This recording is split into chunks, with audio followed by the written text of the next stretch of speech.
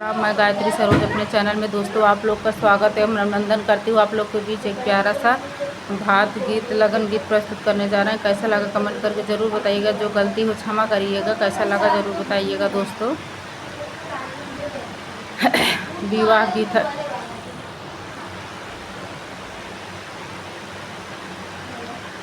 भैया से बोली बहिना प्यारी, हमें कुछ ना चाहिए तो हरी आस हम भारी।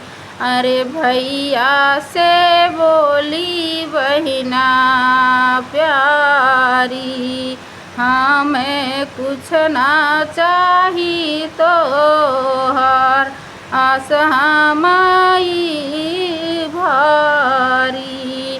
जयपुर का लहंगा ले आना सलमा, सितारे का गोट लगवाना, लाना बनारस की साड़ी, हमें कुछ ना चाहिए भैया तो हर आस बड़ा भारी।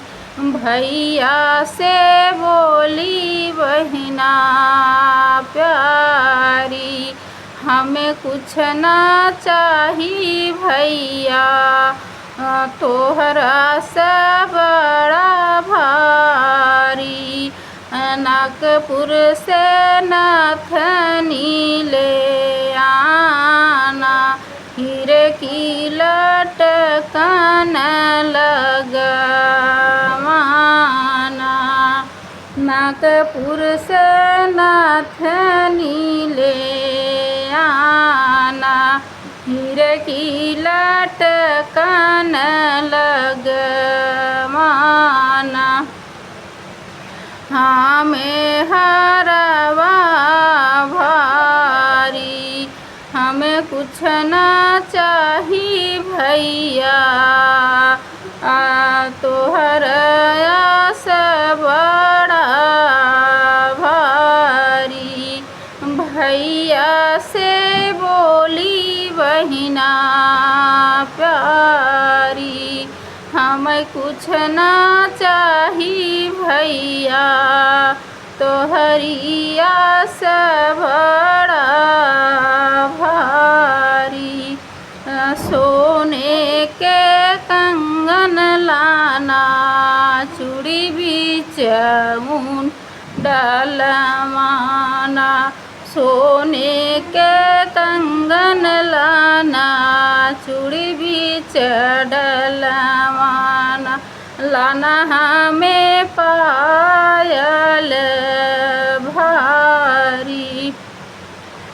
हमें कुछ ना चाहिए भैया तोहरा से बड़ा भारी। भैया से बोली बहना प्यारी, हमें कुछ ना चाहिए भैया तोहर आस हमारी भारी। रुपया पैसा कुछ मत लाना, लाना हमें महंगी गाड़ी। हमें कुछ ना चाहिए भैया तोहर आस बड़ा भारी।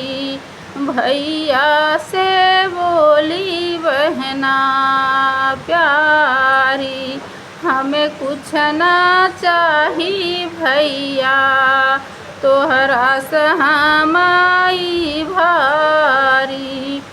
जुग जुग जिया मोरे भैया भतीजावा, देती हूँ देता दिल से दुआ भारी।